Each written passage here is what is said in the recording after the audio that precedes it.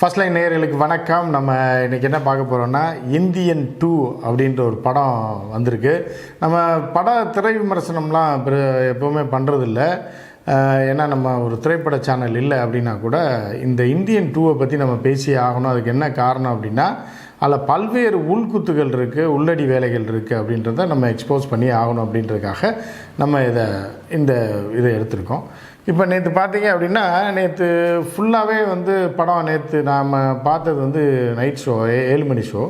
But இருந்தாலும் நேற்று பகல்லையே பார்த்திங்கன்னா பெருசாக புக்கிங் இல்லாத ஒரு சூழ்நிலையில் முதல் காட்சி முடிஞ்சவொடனே எல்லாம் வெளியில் வந்தவங்கள்லாம் பல பேர் சென்னையில் கழுவி ஊற்றுனாங்க அந்த படத்தை. இது ரொம்ப டுபாகூராக இருக்குது, ஒன்றும் இது சங்கர் படம் மாதிரியே இல்லை, அப்படி இல்லை லாஜிக்கே இல்லாமல் இருக்குது அப்படின்ற இதெல்லாம் சொல்லியிருந்தாங்க. அதனால் படத்துக்கு கூட்டமே இல்லை. நேற்று நம்ம 7 மணி ஷோக்கு புக்கிங் பண்ணும்போது கூட பெரிய அளவில் 90% ஃபுல்லாச்சு அப்படின்னு சொல்லலாம், படம் ஃபுல்லாகலை. ஸோ இப்போ இன்றைக்கி நிலவரம் படி பார்த்தீங்கன்னா கமலோடைய முந்தைய படத்தோடைய ஒரு நாள் கலெக்ஷன் கூட இதுவரை எட்டவில்லை அப்படின்ற மாதிரி சொல்கிறாங்க. ஸோ இப்போ அதெல்லாம் விட்டுருங்க. நம்ம இப்போ என்ன பார்க்க போகிறோம் அப்படின்னா சங்கர் என்கிற மிகப்பெரிய இயக்குனர், அவரை பற்றி நம்ம ஃபஸ்ட்டு பார்த்துடலாம். அதுக்கப்புறம் கமலஹாசன் என்ன உள்குத்து பண்ணியிருக்காரு, இந்த படத்தில் என்னென்னலாம் உள்குத்து பண்ணியிருக்காங்கன்னு நம்ம பார்க்கலாம்.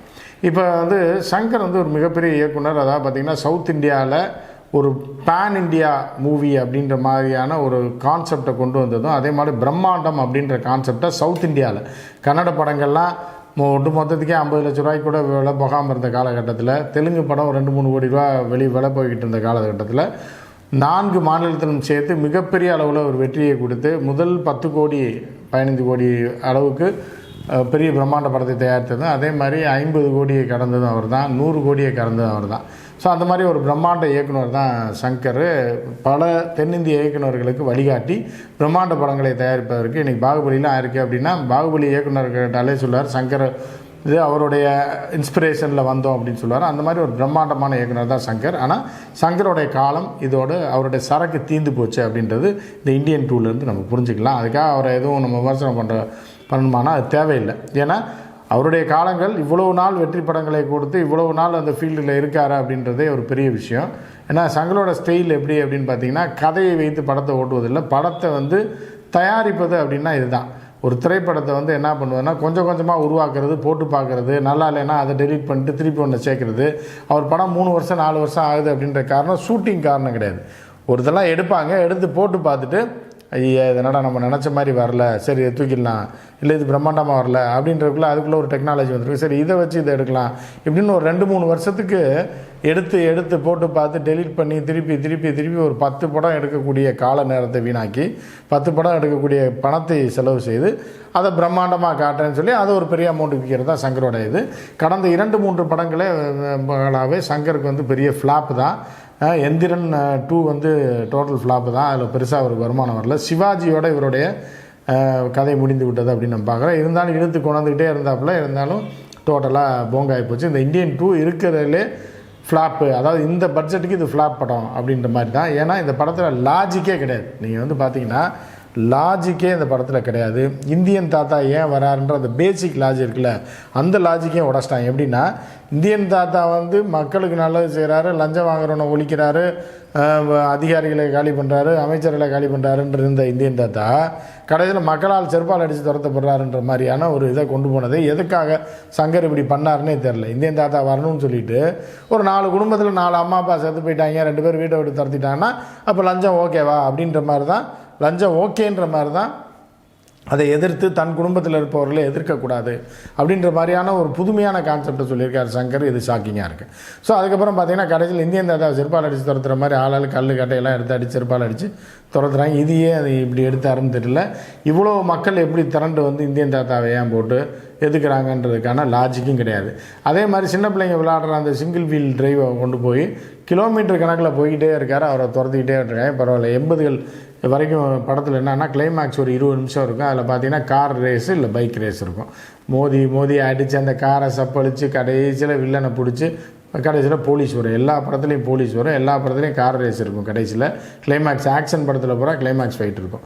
ஸோ அந்த மாதிரியான ஒரு படத்தை இவர் எடுத்து வச்சுருக்காரு. இதில் பிரம்மாண்டன்றது ஒன்றுமே கிடையாது. பிரம்மாண்டம்னா இப்போ சமீபத்தில் பாகுபலி தான் பிரம்மாண்டம், சரிங்களா? பாகுபலி பிரம்மாண்டம், RRR பிரம்மாண்டம், இதெல்லாம் அதை தாண்டி ஒரு படத்தை ஒரு பண்ணியிருந்தாருன்னா பரவாயில்ல. பிரம்மாண்டத்துக்கு வழிகாட்டி சங்கராக இருந்தாலும் சங்கருடைய காலம் முடிஞ்சு போச்சு அப்படின்னு நம்ம பார்க்கலாம். அதுக்கு அடுத்து சங்கர் பண்ண உள்குத்து, இது எதுக்காக நம்ம இந்த விமர்சனம் பண்ணுறோன்னா, இது அரசியலுக்குள்ளே வர்றதுனால தான் நம்ம இந்த படத்தை பற்றி நம்ம விமர்சனம் பண்ணுறோம். இது ஒரு திரைப்படமாக இருந்து ஒரு கதாநாயகி தான் லவ் பண்ணுறாங்க, அதுக்கெல்லாம் நம்ம லாஜிக் கேட்க போகிறதில்ல. அவங்க திடீர்னு கோவாவில் துப்பட்டாவை தூக்கி போட்டால் துபாயில் போய் விழுவோம், அதுக்கெல்லாம் நம்ம காரணம் கேட்க போகிறதில்ல. அந்த மாதிரி படங்களை பார்த்துட்டு லாஜிக் பார்க்க போகிறதில்ல. ஆனால் மக்களுக்கு நல்லது செய்கிறேன், லஞ்சத்தை ஒழிக்கணும், லஞ்சம் எப்படிலாம் நடக்குது அப்படின்ற ஒரு படத்தில் என்ன மாதிரி பவுடர் அடிச்சிருக்காப்புல சங்கர் அப்படின்னு பார்த்தீங்கன்னா, மத்திய அரசை எதிர்த்து எதுவுமே பண்ணல. குஜராத்தில் ஒருத்தர் இருக்கானா கல்குவாரி வச்சுருக்காங்க. குஜராத்தில் ஏன் கல்குவாரி வச்சுருக்கான்னு தெரில. குஜராத்தில் அப்போ கொள்ளையடிக்கிறான், அந்த தேச மக்களுடைய வரி பணத்தை பூராத்தையும் வங்கியில் போட்டு, வங்கி பெரிய அளவில் கடன் கொடுத்த ஒரு அதானின்னு ஒருத்தர் இருக்கார். அவரை பற்றி அவர் தான் இன்றைக்கி இந்தியாவிலே டாக் ஆஃப் தி மேன், ரைட்டா? இந்தியா நம்பர் 1 பணக்காரனா திடீர்னு 50,000 கோடியிலேருந்து 10 லட்சம் கோடிக்கு வந்தார். எப்படி வந்தாருன்னு காட்டியிருந்தா இவர் உண்மையான ஆள்னு சொல்லலாம் சங்கரை. ஆனால் குஜராத் டர்பன்லாம் போட்டிருக்கான், தங்க வீடு வச்சுருக்கான், தங்க ரூம் வச்சுருக்கான், தங்க கக்கூஸ் வச்சுருக்கான். அவன் என்னன்னா கிரானைட்டில் சம்பாதிச்சானா. குஜராத்தில் எது கிரானைட்டுன்னு தெரியல, சரியா? இது எதுக்கு பண்ணாயின்னு. ஸோ அதே மாதிரி என்னென்னா பவுடர் அடித்து பன்னிக்கு பவுடர் அடிக்கிற மாதிரி, பன்னிக்கு என்ன தான் பவுடர் அடித்தாலும் அது கருப்பாக தான் தெரியும். ஸோ அந்த மாதிரி என்னென்னா சங்கர், அதாவது நாயும் செத்துறக்கூடாது, கம்பு உடஞ்சிடக்கூடாதுன்ற மாதிரி அப்படியே ஒரு பூசி முழுகினாப்பில் மத்திய அரசு எதிர்த்தரக்கூடாது. அதே மாதிரி குஜராத்திகள் மேலே பழிய போட்ட மாதிரி இருக்கணும். அதே நேரத்தில் அதானி அந்த மாதிரி ஆட்களை இழுத்துடக்கூடாது. அதே மாதிரி எந்த பெரிய ஆட்களையும் இழுத்துடக்கூடாது. சும்மா சப்பையாக போட்டு எவனையாக போட்டு அடிக்கிற மாதிரி அடிக்கணுன்ற மாதிரியான ஒரு சூழலில் இந்த படத்தை எடுத்து வச்சுருக்காப்புல. அதனால் மக்கள் எல்லாம் புரிஞ்சுக்குவான். மக்களுக்கு தெரிந்ததை விட இவரை எடுத்தவொடனே டைட்டில் என்ன போடுறாருன்னா, இது எல்லாமே செய்தித்தாள்லேயும் டிவிலையும் யூடியூப்லேயும் அதாவது சோசியல் மீடியாலேயும் வந்தது, இது நாங்கள் யாரையும் குற்றம் சாட்டுறதுலாம் சொல்லிவிட்டு, அதான் சோசியல் மீடியாவில் எல்லோரும் லட்சக்கணக்கான பேர் கோடிக்கணக்கான பார்த்துட்டானே, அதை எதுக்கு போய் படமாக எடுக்கணும்? இப்போ அதை எதுக்கு இவர் எதுக்கு படமாக எடுக்கணும்? இவருக்கு என்ன வேலை இருக்குது அதில்? எல்லாம் சோசியல் மீடியாவில் வரதான் லட்சக்கணக்கான கோடிக்கணக்கான வியூஸ் போயிட்டுருக்கு. அப்புறம் அதை எதுக்கு படமாக எடுக்கிறீங்க நீங்கள் அப்படின்னு சொல்லி லாஜிக் இல்லாமல், எதுக்காக இந்தியன் தாதா வராரு, எங்கே இருந்தார் இவ்வளோ நாள், எதுக்காக அங்கே கொண்டு போய் விஜய் மல்லையாவை காட்டியிருக்காப்புல. இதில் பெரிய குலக்கூத்து என்ன அப்படின்னா, வட இந்திய தொழிலதிபர்களையோ இவர் நம்ம மோடி ஆட்சிக்கு வந்ததுக்கப்புறம் இந்த 10 வருடத்தில் எவெல்லாம் கொள்ளையடிச்சிட்டு ஓடி போனான்னா அவனை பூரா எவனையுமே காட்டல. எந்த மோடியும் காட்டல, லலித் மோடியை காட்டல, ஏன்னா நீரவ் மோடியை காட்டல. இவர்கள்லாம் கொள்ளையடிச்சிட்டு அப்படி டைரெக்டாக பிளான் பண்ணி அடிச்சுட்டு போனவங்க, அவங்கள காட்டல. விஜய் மல்லையானா இழிச்சவனா? விஜய் மல்லையா அவர் போட்டில் இருந்தாரோ அப்படி விஜய் மல்லையாவோட அந்த பீர் கம்பெனிக்கு, ஏன்னா கோல்டன் இது இந்த பீர் கம்பெனி, அவருடைய பீர் கம்பெனிக்கு கேலண்டர் போடுவார். அதில் இந்த மாதிரியான நடிகையெல்லாம் கவர்ச்சி படங்கள்லாம் வைப்பார். இது இப்போ கிடையாது, 10, 15, 20 வருஷத்துக்கு முன்னாடியே அதை கொண்டு இதில் கோர்த்து விஜய் மல்லையா பெரிய கிரிமினல் மாதிரியும் கொள்ளையடிச்சு நாட்டை விட்டு ஓடின மாதிரி. விஜய் மல்லையா ஒரு தொழில் பண்ணார். தொழில் பண்ணி அவருக்கு லாஸ் ஆச்சு. ஏர்வேஸ் லாஸ் ஆச்சு. வட்டிக்கு மேலே வட்டி வங்கியில் போட்டான். வட்டி இப்போ இவர் கட்டுறேன்னா 6,000 கோடி கட்டினார். அதுக்குள்ளே வட்டியோட 7,000 கோடினா, 7,000 கோடி கட்டலான்னு வரப்போ 8,500 கோடினா. ஸோ அவர் போயிட்டார், உங்கள் கணக்கை முதல்ல தீர்த்துட்டு வாங்கடா அப்புறம் பார்த்தீங்கன்னா வட்டி மேலே வட்டி போட்டு மீட்டர் வட்டிக்கார மாதிரி வட்டி போட்டதுனால அவர் ஓடினார். ஆனால் நீரவ் மோடி எதுக்கு ஓடினா? அதை எடுத்துருக்க வேண்டியதானே? அது விஜய் மல்லையாவை ரிசம்பிள் பண்ணி எடுக்கணும் அப்படின்னா தென்னிந்திய தொழிலதிபர்களை காலி பண்ணுறதுக்கும் அவர்களை குற்றம் சொல்லிவிட்டு மோடி தொடர்பான குஜராத் தொடர்பான ஏன்னா எந்த விஷயத்தையும் கையில் தொடாமல் நான் அப்படியே சேஃப்டியாக கேம் ஆடி பீகாரான் ஒரிசாவில் இவருக்கானா அவங்க பிள்ளைங்களே காட்டி கொடுக்குதான். அப்புறம் அவங்களே எதுக்குறாங்களாம். இது என்ன லாஜிக், என்ன இலவும் தெரில. மொத்தத்தில் என்ன தெரியுது அப்படின்னா, முதல்ல போட்ட மாதிரி இந்த டைட்டிலில் ஒன்று போட்டாங்க, இந்தியன் தாத்தா இன்னுமா உயிரோடு இருப்பார் நம்புகிறேன் அப்படின்ற மாதிரி நம்ப முடியாத ஒரு விஷயத்தை வச்சுக்கிட்டு நாடு முழுவதும் ஒரு படம் அப்படின்னு சொல்லி எடுத்து ஒரு டுபாக்கூர் படத்தை எடுத்திருக்காரு. பார்த்தவங்க உங்களுக்கு எல்லாத்துக்குமே தெரியும் என்ன உங்களுக்கு பிடிச்சிருந்துச்சி, என்ன கர்மாந்திரம்னு. இதில் எந்த பாட்டுமே புரியலை. நீங்கள் ரசிக்கிற மாதிரியோ பொழுது போகிற மாதிரியோ அந்த படம் இருக்காது அப்படின்றதில் உறுதியாக நம்ம சொல்லலாம்.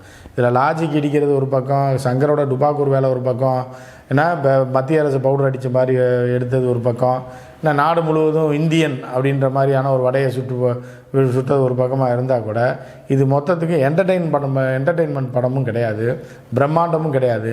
சங்கரோடைய இது கடைசி படமாக நம்ம பார்க்கணுன்றவங்க போய் பார்த்துக்கலாம். இந்த வகையில் தான் இந்த படத்தை பார்க்க முடியுமே தவிர மித்தபடி இந்தியன் 2ல் ஒன்றுமே கிடையாதுன்றது உண்மை. கமலே நொந்து போயிருப்பாப்புல. ஏன்னா இப்போ உள்ள டைரக்டர்ஸ்லாம் டைலாகே எழுதாமல் இருக்குன்னா இதில் பெரிய மொக்கையான விஷயம் என்னென்னா, இந்த எழுத்தாளர்னு சொல்லிட்டு திட்டுறான் ஒருத்தன். அதாவது பொய்யும் புரட்டையும் வரலாற்றை திருப்பி செய்யக்கூடிய ஒரு நபர். அந்த நபர் தான் இந்த படத்துக்கு டைலாக் எழுதியிருக்காப்புல. இந்தியன் 1ல் சுஜாதா எழுதினார். மாபெரும் வெற்றி. ஒவ்வொரு டைலாக்கும் பஞ்சாக இருக்கும். ஒவ்வொரு கமலஹாசன் வர்ற சீனே வந்து மிரட்டலாக இருக்கும். இந்த படத்தில் அந்த ஜெயமோகன் ஒரு லூஸை வந்து டைலாக் எழுத வச்சுருக்காங்க. அது ஏற்கனவே ஒரு மெண்டல் டுபாக்கூரா ஒரு டைலாக் எழுதி என்னத்தையோ அந்த படத்தை எடுத்து வச்சுருக்காங்கன்றது மட்டும் நம்ம பார்க்க. நிச்சயமாக வந்து இந்த படத்தை வந்து நம்ம விமர்சனம் பண்ண மாட்டோம், திரை விமர்சனம். ஆனால் வந்து இந்த விஷயத்தில் வந்து இவர்கள் மக்களை ஏமாற்றுவதால் இந்த அரசியல் உள்ளே இருக்கிறதுனால நம்ம உள்ளே வந்து இதை பற்றி நம்ம உங்களுக்கு சொல்ல வேண்டிய ஒரு கடமை இருக்குது. 2ஆவது நாள் வரைக்கும் பார்த்தவங்க சந்தோஷம். 3ஆவது நாள் நீங்கள் பார்த்தீங்க அப்படின்னா அவங்க காசுக்கு பிடிச்ச கேடு அப்படின்றத நம்ம முன்னாடியே சொல்கிறோம். மற்றும் ஒரு நிகழ்ச்சியில் சந்திப்போம். நன்றி, வணக்கம்.